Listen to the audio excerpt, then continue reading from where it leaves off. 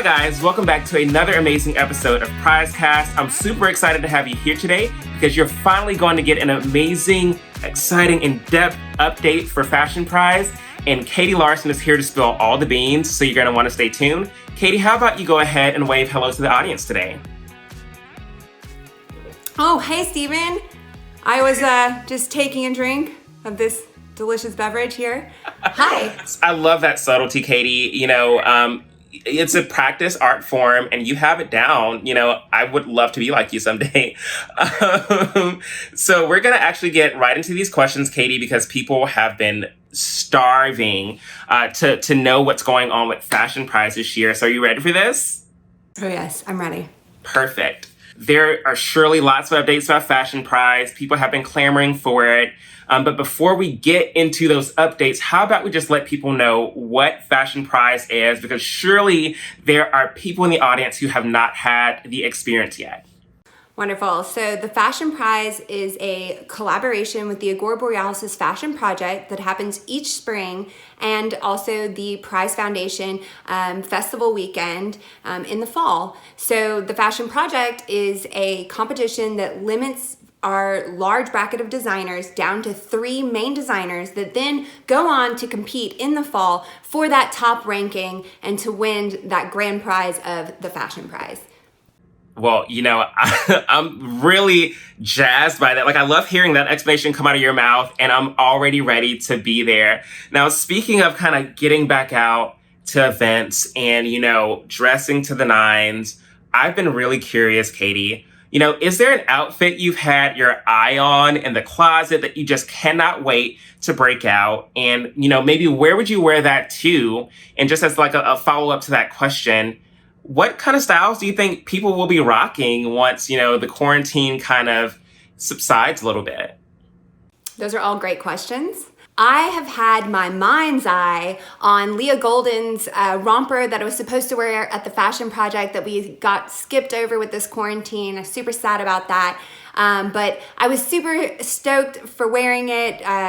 Her brand is amazing, golden threaded clothing. But I have something to show you. I brought it with me. Oh my God, please. Yes. She's always prepared. Oh, that's so cute. Oh my gosh, this is a Marlene Yu flare dress, and it has been sitting in my closet just dying to get out. I absolutely love this dress. I love the way that it flares. I love that it is mimicking one of our gyms in this city, the Marlene Yu Museum. Marlene Yu herself had created these huge tapestries, and these dresses are mimicking and inspired by that design with a really stretchy, nice flow. I want to wear it on a patio. I want to have drinks with my friends. I want to throw a beautiful hat on with it. Andrea Ramides does hats so well, and I know we could just rock that on a patio at anywhere for sure. And you know what? If we were out and about after this quarantine, I'm sure that the biggest thing that we would see would be the scarves that I'd mentioned in that little preview of your fashion earlier in this past week. And also, I think bandanas are gonna make a big comeback, and really, I think they can be utilitarian and cool and fun and funky. Well, I'm so excited to really see you in that fabulous dress whenever all of this, subsides a little bit. Now, you kind of talked about inspiration and design some, which makes me so excited to hear, what gives you inspiration to create these fashion shows. They're always so fun and funky and, grandiose. Where do you pull that inspiration from? So I'm either one of two things: a very unconditional businesswoman, or I am a very strict and constricted artist. My soul is all over the place. I grab inspiration from my daily experiences and adventures. I love the feeling of when I go into a new space, or the way that light shimmers on glass, or the way that something sounds, or the smells and the feelings, everything that comes through in a sensory way. I like to see manifest through these very clear visions I have in my artist psyche, I guess. So inspiration of the city for sure. Well, I'm certainly looking forward to seeing what you come up with next because honestly, there is never a way to track what you're going to be doing next. Who knows? Maybe the model will be parachuting from the sky this year. You never know. You just never know. You just have to be there to experience it. That's for sure. Now, I am a stalker of fashion and Fashion Prize. And I'm sure a lot of people are wanting to keep up with all those updates, like if models will be parachuting out of the sky. So where can our fashion lovers keep up with you, the FashX team, all things Fashion Prize? Like, do you guys have a social media? Yes. So my FashX team has done a terrific job of creating a strong framework, and all of that can be found on the platform of Facebook. Our Facebook page is the Fashion Prize. You can follow us there, and also, of course, you can find us on the Prize Cast and the Prize feed through Prize Fest as well. Hey, well, that's absolutely perfect. So if I were a model right now, or maybe a designer, I'm maybe following the page, but I have questions, right? I'm wanting to know, what should I be doing right now during, this extra birth of time? Is there any advice that you maybe have for those artists who are thinking, I want to stay prepared and keep my head in the game for Fashion Prize? I would say for sure, follow our page, be inspired, continue creating, stay positive. I just feel like this time is a time for a lot of us to reconnect and reinvent what we're currently doing. So I just say to them, keep doing what you're doing, and keep your eyes on the prize. I love it. You just continue to plug our hearts and plug the prize. That's amazing.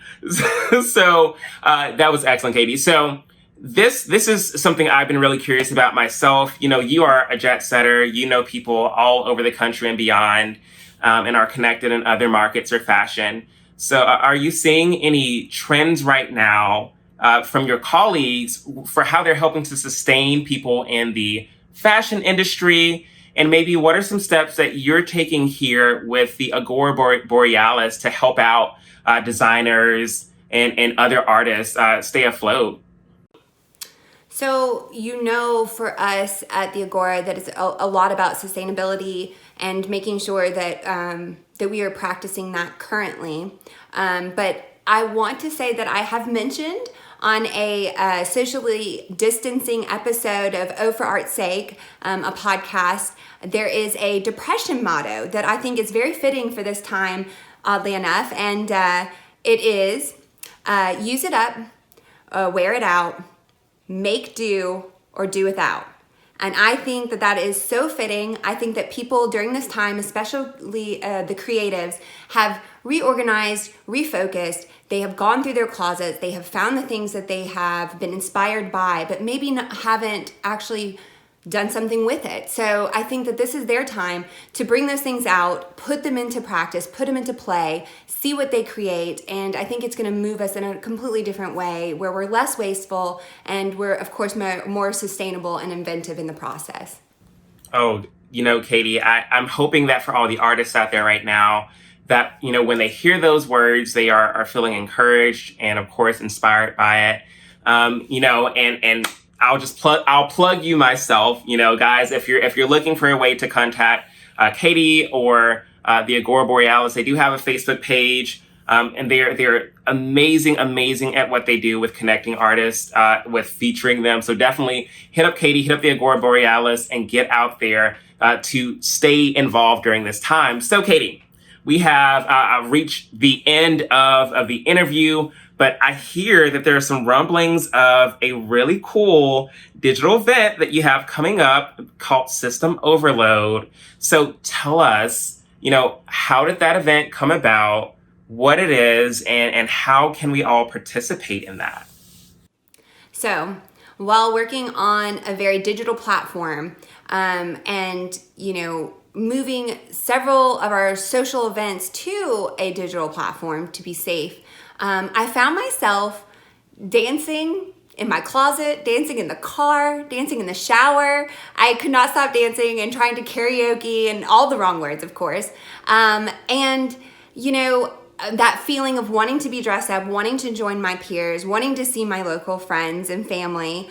And I think also being a little bit inspired by the Norton our art challenge, being able to go through whatever in your house and create an outfit out of it. It got me being really creative, and I wanted to do that through this party and, you know, go travel through the decade of music, get a little fun, get a little funky, dance, and have a good time. And I just was like, let's all join up together and just celebrate maybe the end of the first series of this whole thing, getting a little bit of sunshine, getting a little bit of time together. I think that we all needed it, and so why not have a little dance party? Oh my gosh. So this is going to be a virtually broadcast dance party, and it sounds like maybe you're going to be featuring DJs or disc jockeys to spin each decade, or, you know, are there going to be like special guest host? Okay, so this is how it's gonna run. We start a little bit before 6 o'clock or right at 6 o'clock on Friday next week, the, I think, 29th. And I will come in and be your main host, master of ceremonies for the evening. And I will introduce each decade at their chiming hour. So 60s at 6, 70s at 7, 80s at 8, and 90s at 9. Each will be hosted. Valerie Gillette will be the 60s, Brandon Manning will have the 70s, Crystalline Whitaker Nelson will be our 80s, and Garrett Johnson is our 90s at 9. And so we go through the decades. They're going to share their fashionable wares from their closets, and also they're going to be doing a little bit of mixology and showing you their favorite drink, mocktail, or local beverage of choice. And so we also might be doing some other things as well, some little bit of surprises. Might have a little bit of a guest that come and dance with us. So just, I think you should tune in. It's gonna be a lot of fun. Okay, so I will definitely be there next Friday. This is being broadcast through Facebook. Is it going to be through the Agora Borealis page, Fashion Prize page, the Prize Fest page? I'm trying to get all these details because I need to get the outfit and the mind right for this. Don't let me forget, we also have two amazing DJs, That Girl DJ and Lomax the Gray. They'll be switching off with decades. I think it's going to be 60s with That Girl DJ, the 70s and 80s with Lomax, and the 90s with That Girl DJ again. And it'll all be available to our guests online digitally on the Facebook page at the Fashion Prize, and also it'll be live on the Prize Fest page. Easy to find, live broadcast, 6 p.m. And we can't wait to see everyone out there. Well, great. Looks like I pulled all those details out of you, so I'm excited to be there. So, Katy, we have reached the real end of this interview. And as always, we want to give you a few seconds to leave us with some closing words, so you have the floor. I am just so honored and pleased to have been your guest. You are so kind, and I love your energy. You're always so positive. And I just hope that we get to shine a little bit of your sunshine on our audience today and through the week. I just really hope that people are finding themselves through this time and that they're gaining strength with one another. And I think that's what we're trying to do, is uplift the spirits and enjoy our time here together.